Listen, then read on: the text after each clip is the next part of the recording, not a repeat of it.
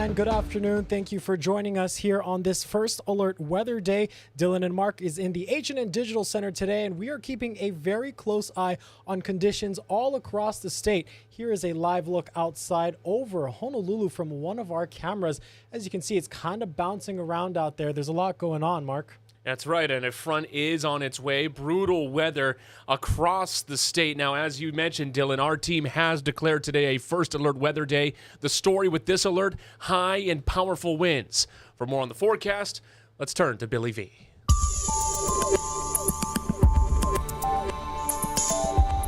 Thank you very much. It is a First Alert Weather Day. That's because we've been telling you about the frontal systems, or the cold fronts, are going to come through. This is the second of two, and of course this one is probably the more powerful one. Let's go ahead and give you the headlines real quickly on what you can expect. Once again, the cold front is bringing rain to Maui County and Hawaii Island here in the midday. Strong Kona winds statewide, sustained winds to 35 miles per hour with higher gusts. We'll go more into that in the winds, because up on the higher summits and slopes, Mauna Kea, Mauna Loa, and Haleakala, 90 miles per hour plus, and warning level surf. We'll jump into the numbers coming up in just a couple of moments.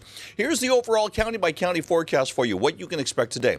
Diminishing clouds and showers for Kauai and Oahu. You will see conditions improve, although we've got a little bit of everything, so that's why you see the clouds, the rain, and the sunshine there.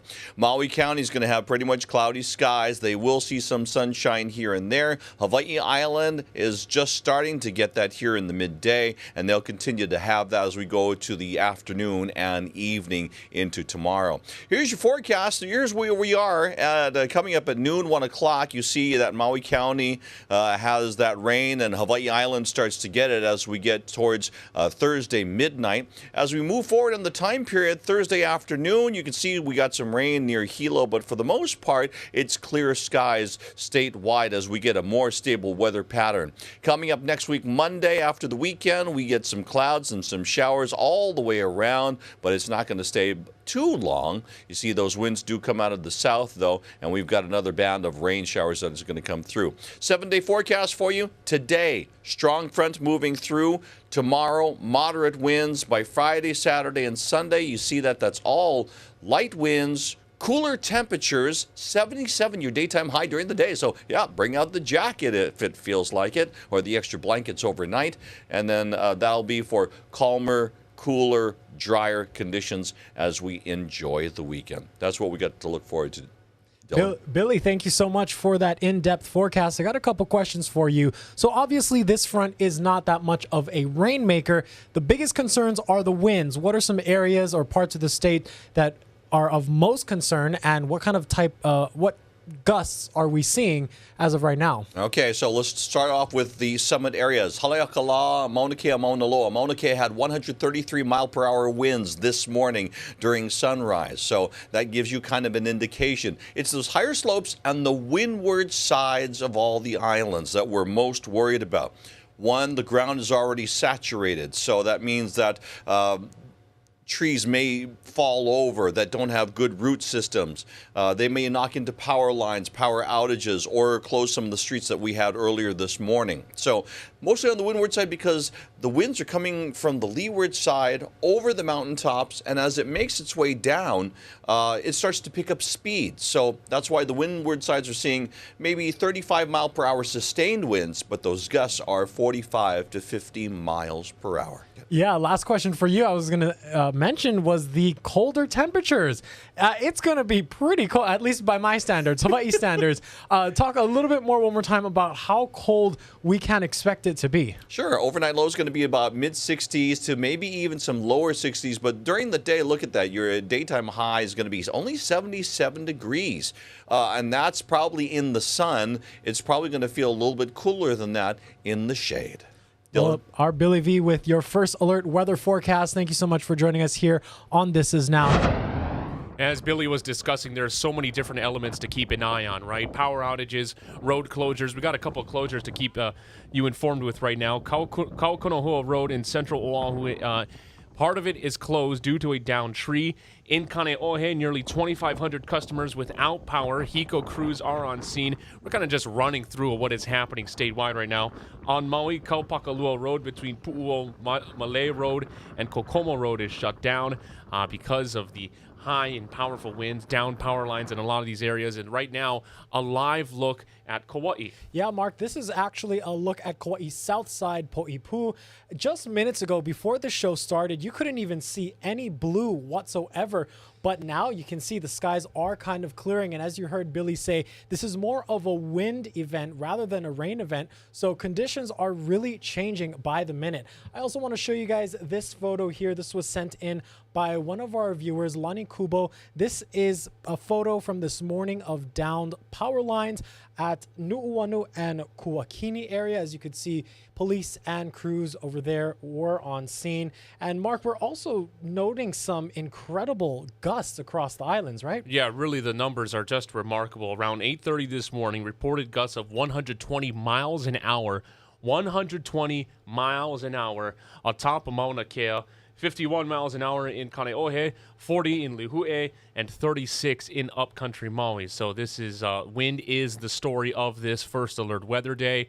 Stay safe, everyone, and just keep an eye out on what is happening with the conditions, what is happening with the poles and the lines in your area. Yeah, we also, some strange cloud formations. We got this video from my brother Kuehu Mauga over in Hilo. This was earlier this morning, but people have been sending in these images of just astounding cloud formations over on Hawaii Island. They kind of look like UFOs. I believe this is lenticular clouds, but don't quote me on that. I'm not the meteorologist here, but nonetheless, we have been getting a lot of fascinating just weather phenomenon happening throughout the islands. Of course, snow atop Mauna Kea, heavy rains, heavy winds. So Mother Nature really is giving us a show. Yeah, that's right. And I think Chief Meteorologist Jennifer Robbins said that those clouds are a product of the strong winds, but she could break it down of how those all get formed. And, as we're showing you these images from across the state, we want to tell you, be sure to scan the QR code on your screen to keep track of the forecast. Also send us your pictures and video if you come across any, just some incredible stuff, weather-related incidents around the state.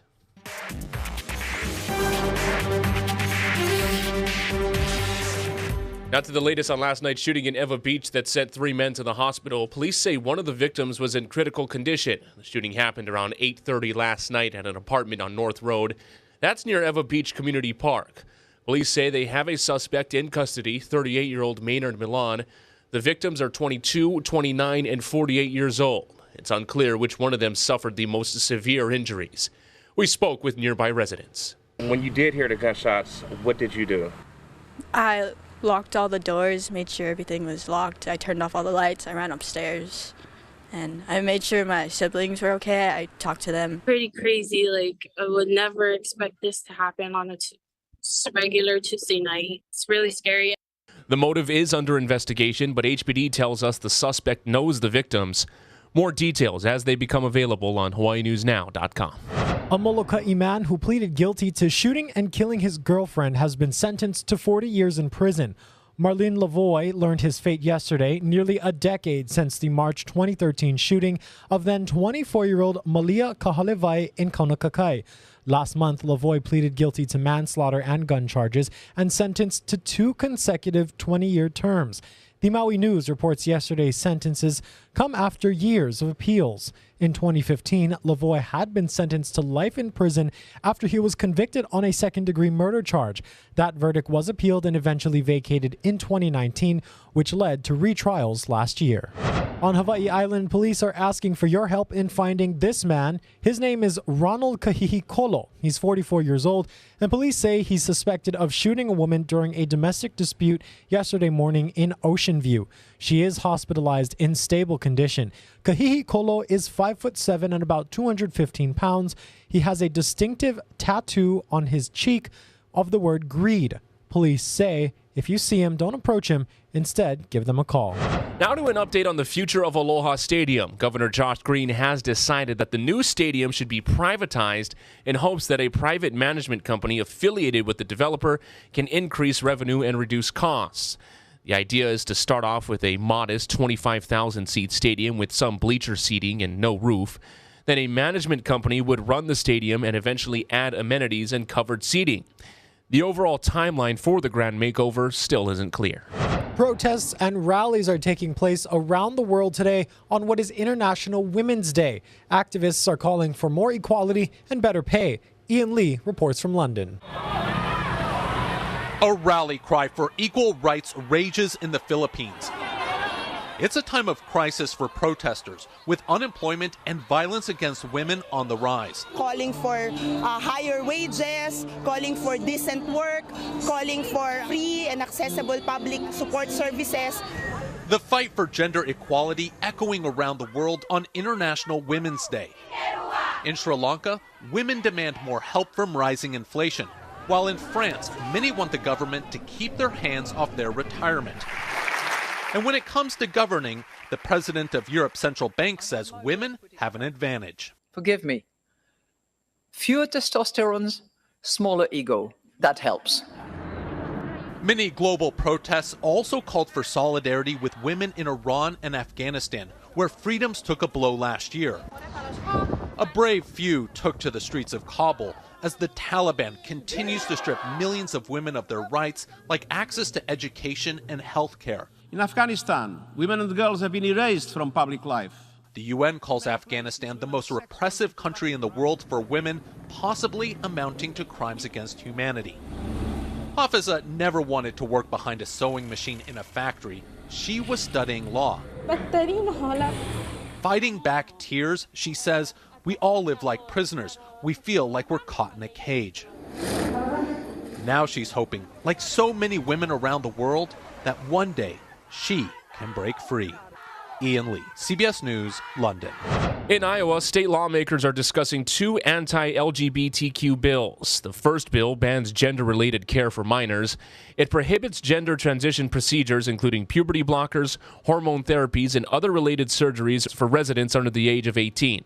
Republicans say they are protecting kids with the bill, but Democrats say the measure could be dangerous. The second bill requires transgender people to only use locker rooms or restrooms that correspond with the sex on their birth certificate. The bill encourages people to submit a complaint if they think someone is using the wrong bathroom at a school. The bills passed the state Senate and are now being discussed in the House. On Capitol Hill, a number of high-stakes issues being discussed. Here to help us sift through it all is Hawaii News Now Washington correspondent Brendan Cullerton. Brendan, thank you very much for joining us. We always appreciate your insight. Now, we'll start with the economy. President Biden will be releasing his budget tomorrow. What do we know about his plan, and how are Republicans already responding? Well, Mark, yeah, the formal announcement tomorrow, but we do have some details, some big figures trickling out today. Two things we're seeing. One is that the president says, in the White House is saying that this plan will decrease the deficit by $3 trillion. Now, if you're wondering how they're going to do that, the reports are that this plan also includes a $2 trillion tax increase. Now, this is not going after everyone's taxes. The president said during the State of the Union he only plans to tax those making more than $400,000 a year and corporations and corporate buybacks. He says through those three things primarily he can achieve these results. Republicans calling this a massive tax hike. Mitch McConnell saying thank you if you don't want your taxes increased. Thank the House Republicans because they're going to stop this. So it does appear very unlikely that the president's plan will pass. We'll have to see what Republicans want and eventually any negotiation between the president and Republicans. Yeah, this has also been a big topic as well. We're also learning more about the Americans who were kidnapped in Mexico last week that led to the death of two in that group killed. What is the latest, and what are we learning about the victims? Well, we now know that two of the victims are back in the U.S. They are okay right now. They're being treated. Unfortunately, two casualties. As for what lawmakers are saying here on the Hill, Senator Lindsey Graham has proposed this idea that we define some of these Mexican cartels as terrorist units. He's basically saying that we take the military over there and go deal with them directly. Now, that does cause some issues as far as, bringing the U.S. military onto foreign soil. I've talked to some senators about this. This is a new idea. It does have some support. By no means does it have broad support, even amongst Republicans. This is a new theory. We'll have to see in the coming days if it gains more traction. But everyone involved, including the people I've spoken to, say we need to do something about the cartels. The Department of Homeland Security is going to be sending people down to try to address this issue in the near future. So we don't have a concrete plan from the U.S. government. We have some theories, and everyone's saying we need to do something. The Department of Justice announced it will be investigating the Memphis Police Department following the beating death of Tyre Nichols. What is the latest in that regard? Well, the Department of Justice, in addition to looking into Memphis use of force, which they're wondering if it might be excessive in more than just this case, in multiple cases, they're going to take a broad view over how the department has acted over the last several years. They're also going to look into how these specialized task forces operate. This was the task force that fatally beat Tyre Nichols to death, and they have these kinds of task forces in police departments across the country. They deal with very high crime areas. They have specific goals. And the worry is that they can lead to more incidents like what happened with that beating of Tyre Nichols. So the Department of Justice is going to create guidelines for these similar departments throughout the country and try to tell them here's how you should operate these units, as well as general guidelines for use of force. So many significant and complex issues and so much to analyze. Finally, let's end with this, Brendan. The House committee is investigating COVID's origins, held its first hearing today. What were the highlights from their initial hearing? Well, they started with their mission statement, and basically they say the purpose of this committee is to learn what happened with COVID so it doesn't happen again. So if the U.S. is confronted with some other major viral pandemic type incident, we know how to handle it better than we did with COVID-19, starting with where it came from. And this is run by Republicans. It's pushing the criticized theory, but now with backing from intelligence, that this started in a lab in Wuhan, China. They brought the former director for the Centers of Disease Control in today, who believes that theory. The U.S. government saying it's one of a few theories they have, with the Department of Energy saying it's their best bet, but it's low confidence is the term they used. So it is going to be looking into that. It's also going to be looking into how can the U.S. better deal with these types of incidents in the future. Hawaii News Now Washington correspondent Brendan Cullerton, thank you very much. Have a good one. Hawaiian Electric is set to launch a new pilot program aimed at changing when customers use power. Shift and Save will encourage customers to use electricity during the day, which are non-peak hours, by charging less for use then. Specifically, the price from 9 a.m. to 5 p.m. will be the base rate. Overnight, from 9 p.m. to 9 a.m. will be twice that. And during the evening peak hours from 5 p.m. to 9 p.m., the rate will be triple. Starting in July, HECO will randomly choose customers with so-called advanced meters to be a part of the new program, but they can opt out. HECO officials say the goal is to move everyone to time of use pricing sometime in late 2024 or 2025. Well, the annual Kamehameha School Song Contest is coming up this week, and for more on this, let's welcome now our Mahealani Richardson. Aloha, Mahea. Aloha uinala e Dylan. So this year's theme is Na Mele Paniolo, Songs of the Hawaiian Cowboy. Yeehaw! Get ready for a ride at this year's song contest, which honors the music of Hawaiian cowboys. During the early 1800s, Paniolo learned how to work cattle from Mexican cowboys and created their own culture and music. When you look at the history of the Paniolo, it's about time that we ho'ohanohano, that we glorify their name in what they did.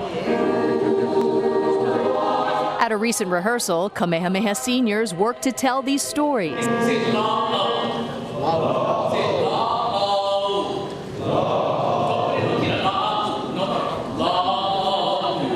while fine-tuning their diction and musical blend. Ultimately, it's 5 judges who determine the final score. 1 overall, 2 music, and 2 Olelo Hawaii, Hawaiian language. The judging is so quick. It happens in the duration of that 3.5-minute song, that 4.5-minute song. So it is fast, furious, and pretty wild. The blending of both the music and also the olelo is flawless. It's wonderful. It's gorgeous. Melelani Pang, Kumu'olelo Hawaii Hawaiian language teacher and a Kamehameha grad, is one of the song contest co-hosts. First time being a co-host, little bit nervous. He's proud that these Native Hawaiian students will bring their culture and language to Hawaii and the rest of the world on Song Contest night.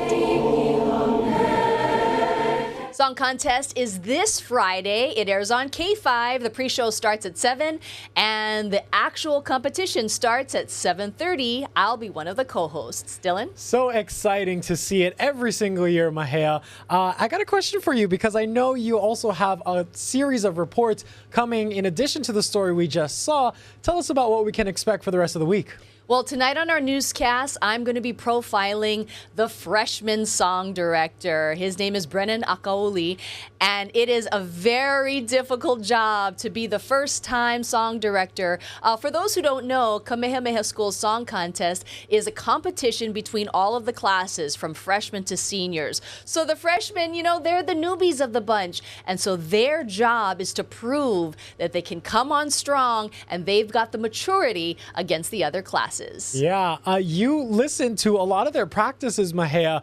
Any favorites right off the bat? Oh, you know, I can't say that. But what I can say is that it was really fun watching the practices. I also watched the junior class. And on the day that I was there, both the men and the women were blended for the very first time. So there wasn't a usual energy in the air as they were getting together. So all of these rehearsals since December are individual between the men and the women. So when they get together, it's like, oh, and you can feel and you can hear the sound, and that was just creating an extra energy in the air. Yeah, Na'Mele Paniolo, can't wait to see it again. That's happening this Friday. More details will be posted on HawaiiNewsNow.com. Mahalo, Mahea. Mahalo. Thank you very much, Mahea. It's going to be such a fun night at Song Contest this Friday. Now, heading back out to the roads right now on Oahu, we have a traffic alert to let you know about. 2 right lanes on Kalaniana Ole Highway westbound on the H1 after Ainakoa Drive are closed due to hanging overhead signs. Now, this was a problem about a couple hours ago. Crews are on scene and, you know, taking care of the repairs. But, you know, you have to say, Dylan, it's probably a product right now of the high winds that we're seeing, things to keep an eye on, different traffic elements being affected, whether it's the signage, whether it's the power lines, whether it's the poles themselves. But a traffic alert out in East Honolulu. Looks like it's been cleared up since, but we'll have much more ahead later today on Hawaii News Now, first at 4. Yeah, we also got this new video in from Maui. Our Chelsea Davis over there sent us this video. This is prompting a call from the Department of Land and Natural Resources for mariners to secure their vessels. These are some boats off of Maui in the Lahaina area. They tell us 2 boats broke loose from their moorings overnight due to the strong winds, and so they are advising the boaters, if you own a boat, to secure your vessels properly. What they say, a 30-foot vessel is also about 30 yards offshore from the breakwater along Front Street in Lahaina. And as you can see, this new video just into our newsroom shows exactly that. Some rough ocean conditions, some very strong winds are just whipping up the waters surrounding Hawaii, so be very cautious wherever you are. I also want to give you guys one more live look outside Honolulu. Right now, as you saw earlier, the conditions on Kauai a little bit more severe. Kauai south side showed some more rain, but here on Oahu, the sun is out, the wind is blowing, but nothing so severe right now. Yeah, and Dylan, this just speaks to the power of the system rolling through it, right? When you're looking at this front, there are so many different things involved, and I think many would say, okay, well, it's not raining, so what should we be worried about? But, we've seen the effect wind can have beginning of this week with the downed trees out in the Nu'uanu area. So just stay safe out there. Keep it tuned with us with your First Alert Weather team. It is a First Alert Weather day. Much more ahead at 4 o'clock. See you then.